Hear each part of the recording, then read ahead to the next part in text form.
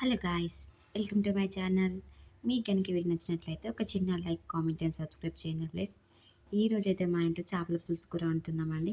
ఎందుకు వండుతున్నాం అంటున్నా అంటే నాకైతే వండడం రాదండి చేపల పులుసు కూర.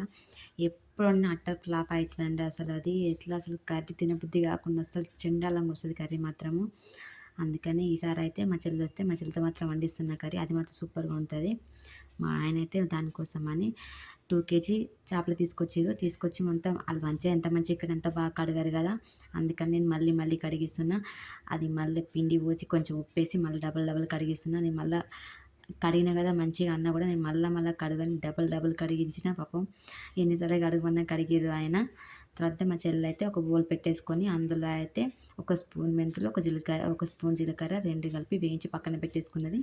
తర్వాత అయితే ఒక మీడియం సైజ్ అయితే ఒక 5 ఆనియన్స్ తీసుకున్నాము. ఒకవేళ మనం పెద్ద సైజ్ అనుకో ఒక 2 తీసుకుంటే సరిపోతుంది ఆనియన్స్.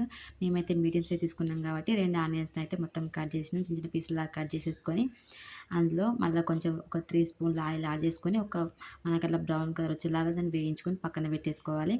పెట్టేసిన తర్వాత మనం ఏమైతే ఇంతకుముందు మెంతులు, జీలకర్ర పక్కన పెట్టుకున్నామో వాటితో మిక్సీ పట్టేసుకుని పక్కన పెట్టేసుకున్న తర్వాత మళ్ళీ బౌల్ పెట్టేసుకొని మనం ఏదైతే ఇంతకుముందు మనం పెట్టేసామో ఆ ఆనియన్స్ అయితే ఇప్పుడు మిక్సీకి పట్టి పక్కన పెట్టేసుకున్నాము. అవి రెండు పక్కన పెట్టిన తర్వాతకైతే బౌల్ పెట్టేసి మనకి ఫిష్ అయితే కడిగి పక్కన పెట్టేసుకున్నాము. ఆయన తర్వాతకైతే అందులో అయితే మనం బౌల్ లోపల ఒక 4 టేబుల్ స్పూన్ల ఆయిల్ అయితే యాడ్ చేసి అందులోనే మనకి ఇవి ఇలాచి మనకి లవంగాలు వేసేసుకొని అందులోనే మనం ఏమైతే ఇంతకుముందు పేస్ట్ పట్టుకున్నామో ఉల్లిగడ్డ పేస్ట్, ఆ ఉల్లిగడ్డ పేస్ట్ వల్ల వేసుకొని అది కూడా కొంచెం లైట్ ఎలాగో మనం వేయించిన ఆనియన్సే కాబట్టి బాగా సేపు ఫ్రై అవ్వాల్సిన అవసరం ఏమి ఉండదు. కొంచెం లైట్గా బ్రౌన్ కలర్ వచ్చేసిన తర్వాతకి అందులోనే పసుపు వేసేసుకొని కొంచెం తిప్పేసుకొని మనమైతే దీనికోసమని చింతపండు అయితే ఒక ముందే నానబెట్టేసుకోవాలి.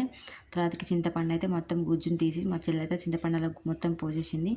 అందులోనే మనం ఏదైతే ఇంతకుముందు పొడి చేసి పెట్టుకున్నామో మెంతి జీలకర్ర పొడి అదురు పొడి అందులో వేసేసుకొని మనకి రుచికి సరిపడా కారం, ఉప్పు మనం వేసేసుకొని మంచిగా బాగా అంటే కొంచెం మసలనివ్వాలి, బాగా మసలాలి.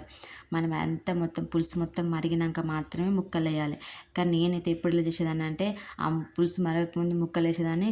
అంతా ముక్కలు ఇచ్చుకపోయేటి. నాకు అట్లా అస్సలు నచ్చక నేను ఫిష్ కర్రీ చేయడం మానేసిన ఇంట్లో అయితే.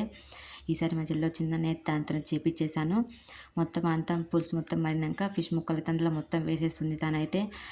ఫిష్ కర్రీ మాత్రం ఇది చాలా అంటే చాలా బాగా కుదిరిందండి. అసలు చాలా సూపర్ వచ్చింది. టేస్ట్ మాత్రం అదిరిపోయింది. మా చెల్లెకి చాలా థ్యాంక్స్ చెప్పాలి. వీడియో నచ్చితే లైక్ చేసి సబ్స్క్రైబ్ చేసుకోండి. Thank you for watching.